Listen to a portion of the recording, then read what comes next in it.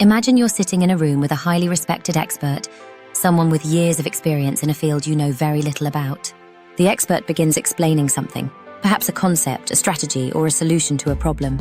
Without even realizing it, you begin to nod along, absorbing their words as truth. This is the essence of authority bias, the unconscious tendency to accept and trust the opinions of those we perceive as authoritative without critically evaluating what they're saying. It's a phenomenon deeply embedded in our social and psychological behavior, often leading us to defer our judgment to those who we believe know better. Authority bias is everywhere, shaping our interactions with doctors, teachers, politicians, and even celebrities. When we encounter individuals who carry titles like doctor, CEO, or professor, something in our brain automatically registers their status as a mark of reliability. Their recommendations and decisions seem more credible, regardless of the actual content. For example, when a doctor prescribes a treatment, we often follow the advice without a second thought, rarely questioning if it's the best option for us or seeking a second opinion. We've been conditioned to associate authority with expertise, and while this often serves us well, after all, we can't be experts in everything, it can also be a trap. Consider a team meeting where a senior leader proposes a new strategy. A junior member of the team, perhaps less experienced but just as insightful, raises a counter-argument based on solid evidence. Despite the merit of this alternative view, it's quietly dismissed by the group because the senior leader's opinion carries more weight. Here, the authority bias has taken hold, overshadowing logic and evidence. It's a perfect example of how power dynamics can suppress fresh ideas, stifle innovation, and maintain the status quo. Authority bias thrives in hierarchical environments, where people defer to those at the top of the pecking order. The higher up someone is on the social or professional ladder, the more influence their words carry, even when their expertise doesn't necessarily match the situation.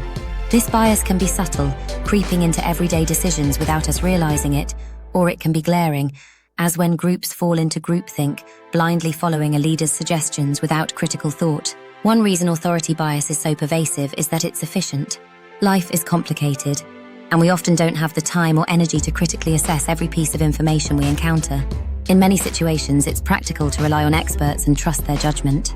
But problems arise when we relinquish all critical thinking and blindly accept what authority figures say, especially when those figures might not be infallible or objective. From a psychological standpoint, authority bias is rooted in both evolutionary and social factors. Historically, following leaders and deferring to those with more knowledge or experience would have increased chances of survival. In structured societies, obedience to authority often led to protection, resources, and order. Fast forward to modern times, and while the stakes may not always be life or death, the social wiring remains.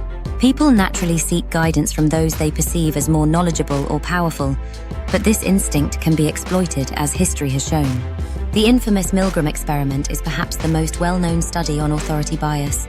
Conducted in the 1960s, it revealed how people were willing to administer painful electric shocks to others simply because an authority figure, a researcher in a lab coat, told them to. Even when participants could hear the screams of those they believed they were shocking, many continued to follow orders, showing just how deeply authority can influence behavior, even when it conflicts with personal morals. In modern society, authority bias extends far beyond controlled experiments. It plays out in corporate boardrooms, hospitals, classrooms, and courtrooms. In the business world, a common manifestation is the hippo effect, where the highest paid person's opinion dominates decision-making, often sidelining valuable insights from lower-level employees. Hippos can stall innovation, as their opinions overshadow data or expert advice simply because they hold senior positions. Imagine a company trying to pivot into new markets, and a fresh graduate analyst presents compelling data, suggesting a different strategy than what the CEO proposes. More often than not, the authority of the CEO will squash the analyst's recommendation, potentially to the detriment of the company. This bias also has a significant impact on consumer behavior. When we see phrases like "doctor recommended" or "approved by experts" in advertisements, we are more likely to trust the product, regardless of whether we've done any research ourselves. Marketers are well aware of this and leverage authority figures to influence our buying decisions. Just think of how many toothpaste brands boast about being endorsed by dentists. The white lab coat and professional credentials lend credibility, making consumers feel confident in their purchase without much critical evaluation. Yet, authority bias isn't all bad. In times of crisis or uncertainty, having trusted authority figures can be essential. When society is in chaos, the presence of a respected leader can foster a sense of stability and unity. After the fall of apartheid, Nelson Mandela became a symbol of hope and resilience, guiding his country through dark times. The authority he commanded, combined with his ability to communicate effectively, helped rally an entire nation toward a common goal. What makes authority bias so tricky is that it's often invisible until we're aware of it.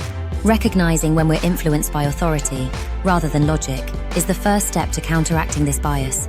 It's important to separate the content of a message from the person delivering it. Just because someone holds a position of power or has a prestigious title doesn't mean their information is always accurate or relevant. By fostering a culture of critical thinking, whether in the workplace, at home, or in broader societal contexts, we can mitigate the negative impacts of authority bias. To do this, it's useful to develop habits of questioning and seeking alternative perspectives. When presented with information from an authority figure, take a moment to evaluate it objectively. Does it align with other facts or evidence? Are there dissenting views that are worth considering? Engaging with diverse sources of information, even those that challenge authority, can lead to more informed decisions and prevent blind obedience to potentially flawed ideas. In conclusion, authority bias is a pervasive force in our decision-making, shaping how we interpret information and who we trust.